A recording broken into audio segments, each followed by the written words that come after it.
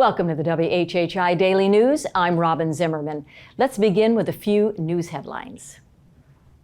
We likely won't see the finished product until 2025, but Hilton Head Island's airport improvement project is starting to take shape.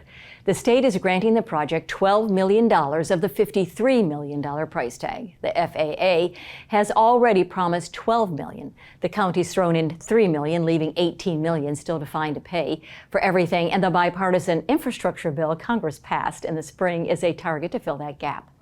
The terminal is expected to add 43,000 square feet of space with 3 more passenger gates, a new baggage claim area, and more security and parking upgrades.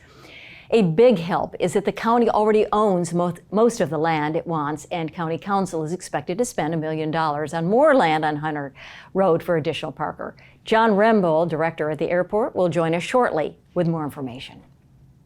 And the state legislature is back in session today to deal with the nearly $53 million in local projects that Governor McMaster vetoed from the $14 billion state budget. Now, the Senate could override McMaster's vetoes with the 2/3 majorities in both houses. Now, the biggest items McMaster did already approve included a $1 billion tax cut, about the same for road repair, a raise in the minimum salary for teachers to $40,000 and a 3% raise, and $1,500 bonus for state employees.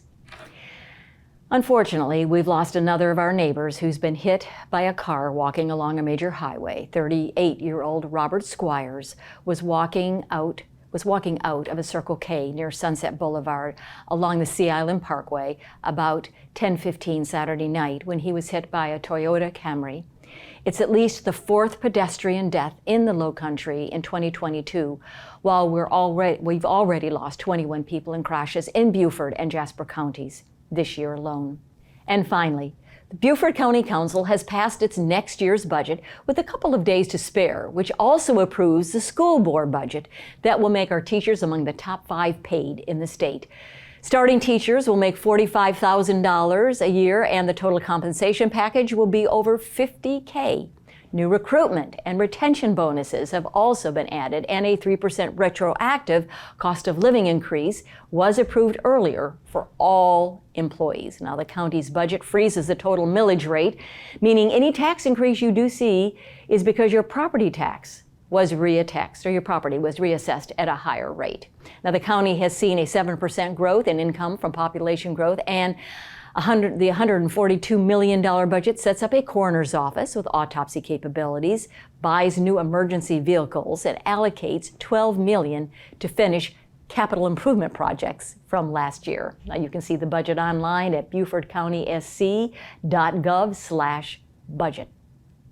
For more information on these stories and many more, please check out the media sources listed on the screen. And remember to follow us on Facebook and Twitter, WHHI-TV. And please check out our website at WHHITV.com. And if you have a news tip or a story idea or a cool weather photo, you can just email it to us at news@WHHITV.com. And now let's turn it over to Justin Jarrett with a sports update. Justin? Hey Loco sports fans and WHHI viewers, it's a beautiful Tuesday in the Loco, so let's hit the links for today's edition of Last Night in the Loco on WHHI, powered by Locosports.com. It was a mixed bag with an unfamiliar bag in the mix too for Loco golfers this weekend. On the one hand, our guy Bryson Nimmer might love it south of the border, but he's getting pretty tired of trying to get out of Canada. After missing his US Open qualifier earlier this month due to airline issues coming back from the Great White North, he also got hung up again this weekend after a Canadian Tour event that was cut short by weather. And although he did eventually make it to Chicago for his Monday qualifier for the John Deere Classic, his bags did not, and that included his golf bag. Nimmer borrowed some sticks from fellow player Nick Hardy's pops John, who noted the 1 under 71 Bryson carded was a career best on that set of clubs. Bryson got some funny looks with his everyman off-the-rack bag, but he only finished 4 shots off the qualifying pace, so not too shabby. On the other hand, Berkeley Hall resident and fellow Clemson alum William McGirt had his best showing in ages. McGirt tied for 8th at the Travelers Championship up in Connecticut, marking his first top 10 on the big tour since 2018. Great to see him back on track, and some other semi-locals also played well. Aiken's Kevin Kisner tied for 6th, and Savannah's Brian Harmon was tied for 8th along with McGirt. For Loco Sports and WHHI, I'm Justin Jarrett. Until next time, go Loco. Great job, Justin. Thanks for that sports update. Coming up after the break, John Rumbold will join us. He's the director of the Hilton Head Airport, and we're going to find out about some new funding for a major terminal upgrade project.